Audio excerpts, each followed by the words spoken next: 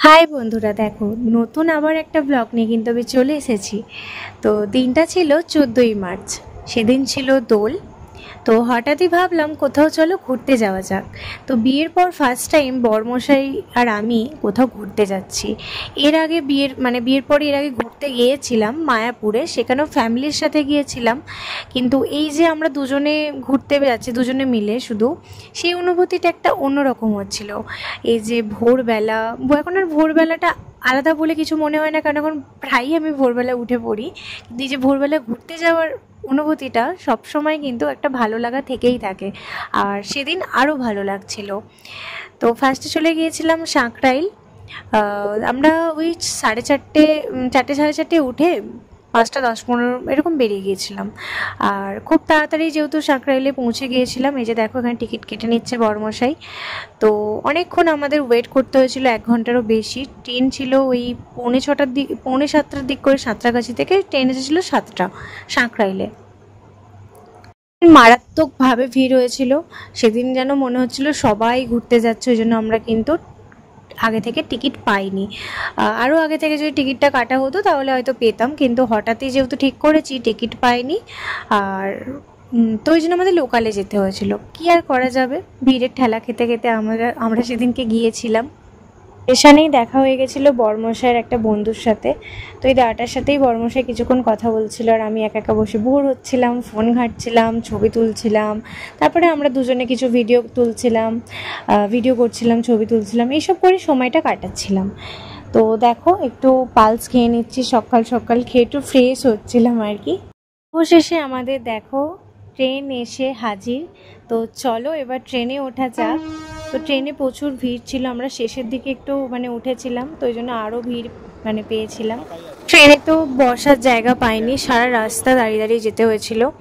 তো তারপরে ওই 7:30-8টার দিক করে একটু খিদে পাচ্ছিলো, বাইরে বেরোলে যেটা একটু বেশি হয় আমাদের। তো একটু মোচার চপ খেয়ে নিলাম, ঝালমুড়ি খেয়ে নিলাম। তারপরে ওই 8:30-9টার পর থেকে ট্রেনে কিন্তু কিছু ওঠেনি, কারণ এতটা কামরাগুলো ভিড় ছিল, একদমই কিচ্ছু উঠছিল না ট্রেনে, জল পর্যন্ত উঠছিল না। তবে ঘুম পেয়ে যাচ্ছিল আর দাঁড়িয়েছিলাম যদি পড়ে যাই। তো এই জন্য আমরা কি করলাম, দেখো এখানে লুডো খেলতে যাচ্ছিলাম। আগে তো দাঁড়িয়ে আছি, ঠিকমতো দাঁড়াতে পারছিলাম না, তারপরেও কিন্তু আমরা লুডো খেলছিলাম, শুধুমাত্র ঘুমটা যাতে আমাদের না আসে, বা বোর হচ্ছিলাম বলতে পারো। দিক করে বরমশার যে বন্ধুটা ছিল, ওই দাদাটা, তো একটা সিট পেয়েছিল, কিছুক্ষণ বসার পরে আমাদের সাথেও শেয়ার করে নিয়েছিল। আমি কিছুক্ষণ বসেছিলাম, তারপর আবার বরমশাই বসেছিল, তারপর ওই দাদাটা বসেছিল। এইভাবে লাস্টের দিক করে আমরা গিয়েছিলাম, কারণ একদম আর দাঁড়াতে পারছিলাম না। তো বসে যেন মনে হলো একটু শান্তি হলো।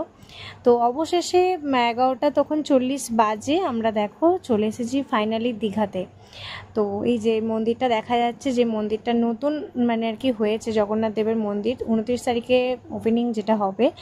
তো ফাইনালি এই যে দীঘা চলে এসেছি। ভেবেছিলাম একটু ঠান্ডা ঠান্ডা পড়বে দোলের সময়, কিন্তু না, ঠিক তার উল্টোটা, মারাত্মকভাবে গরম। আর এটা নিয়ে আমি 4বার দীঘা আর কি এলাম, কিন্তু এর আগে যতবার এসেছি এতটা গরমের মধ্যে আসেনি।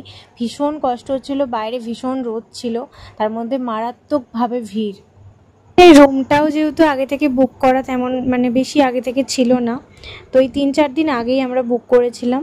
তো দোলের সময় যেহেতু সিজনে প্রচুর রুমের দাম, প্রত্যেকটা হোটেলে আর কি রুমের দাম প্রচণ্ড বেশি ছিল, সব কিছুরই দাম বেশি ছিল, কারণ সিজন যেহেতু। তো কী আর করা যাবে, অবশেষে আমরা একটা রুম পেয়েছিলাম, ঠিক আছে।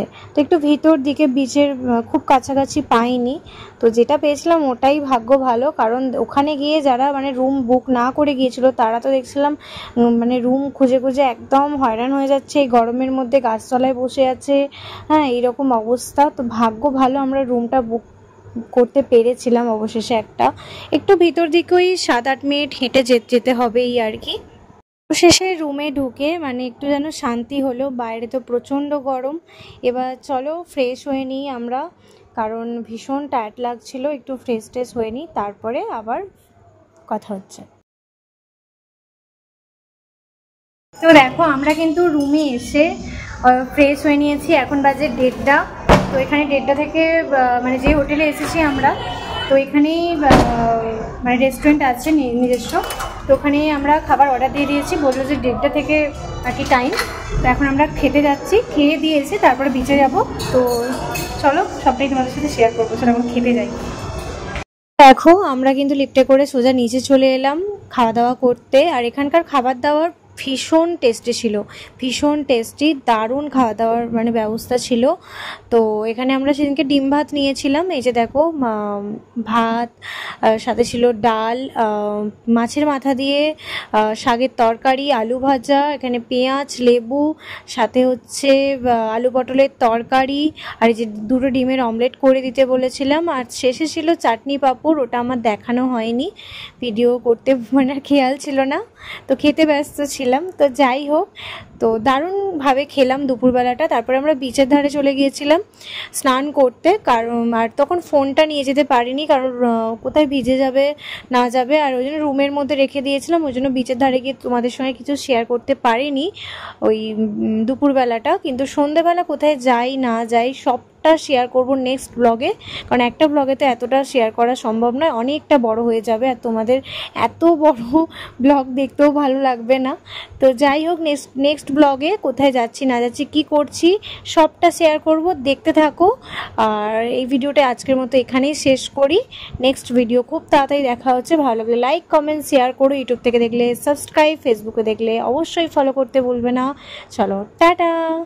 আর হ্যাঁ, ওখানে গিয়ে কিন্তু আমরা রঙও খেলেছিলাম, রং না ওই আবির খেলেছিলাম, কারণ যেহেতু দোল বলে কথা, তো আবির তো একটু খেলতেই হবে।